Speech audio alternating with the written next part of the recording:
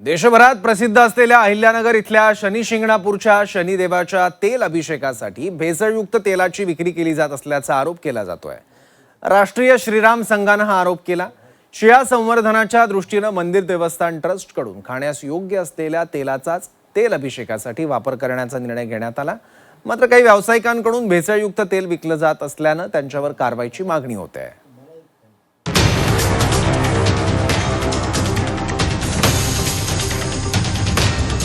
महाराष्ट्रातूनच नाही तर देशभरातून रोज हजारो भाविक शिंगणापूर इथं शनी दर्शनासाठी येतात। सर्व भाविक शनिदेवाला तेलाचा अभिषेकही करतात। यासाठी रोज हजारो लिटर तेल शनिदेवाला अभिषेकासाठी वापरलं जातं। पण काही व्यावसायिकांकडून भेसळयुक्त तेल भाविकांना विकत असल्याचा आरोप करण्यात आलाय। या भेसळयुक्त तेलाचा अभिषेक केल्यानं शनिदेवाची शिळा खराब होऊ शकते। त्यामुळे अन्न व औषध प्रशासनाला सांगून भेसळयुक्त तेलाची विक्री करणाऱ्या व्यावसायिकांवर कारवाई करावी अशी मागणी राष्ट्रीय श्रीराम संघाच्या वतीनं करण्यात आली आहे। शनी मंदिर परिसरामध्ये डुप्लिकेट तेलाचा दुकानदार हा धंदा मांडून बसलेत। तेलाचं तेल सांगून डुप्लिकेट केमिकल युक्त तेल हे शनी महाराजांच्या मूर्तीवर जाते।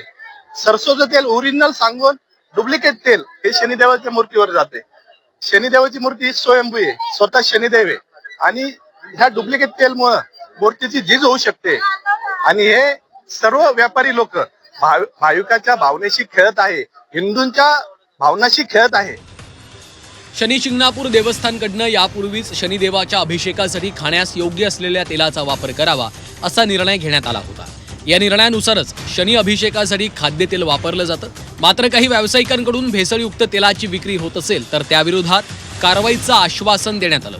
अन्न व औषध प्रशासनाकडे तक्रार करत कारवाई केली जाईल असं देवस्थान प्रशासकांनी स्पष्ट केलंय।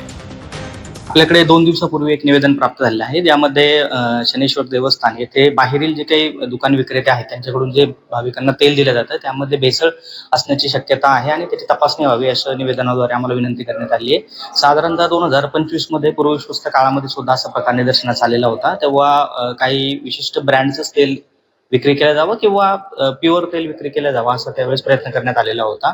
त्याच धर्तीवरती आपण यावेळेस सुद्धा यापूर्वीच अन्न व औषध प्रशासन विभाग यांना आपण कळवलेलं आहे। आपल्या स्तरावरून या संदर्भामध्ये आपण पुढची जी तपासणी आहे तो करण्याचा निर्णय घेतलेला आहे।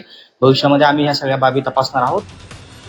शनिदेवाच्या दर्शनासाठी देश विदेशातनं भाविक येतात। शनिदेवाची कृपादृष्टी राहावी, उद्योग व्यवसायामध्ये भरभराट मिळावी यासाठी भाविक तेल अभिषेक करतात। पण अभिषेकासाठी भेसळयुक्त तेलाची विक्री करत मंदिरात शेजारी असलेल्या काही व्यावसायिक भाविकांसह शनिदेवाची ही फसवणूक करतायत। अशा भेसळखोर विक्रेत्यांवर आता कारवाई होण्याची शक्यता आहे। लैलेश बारगळजे, झी 24 तास, अहिल्यानगर।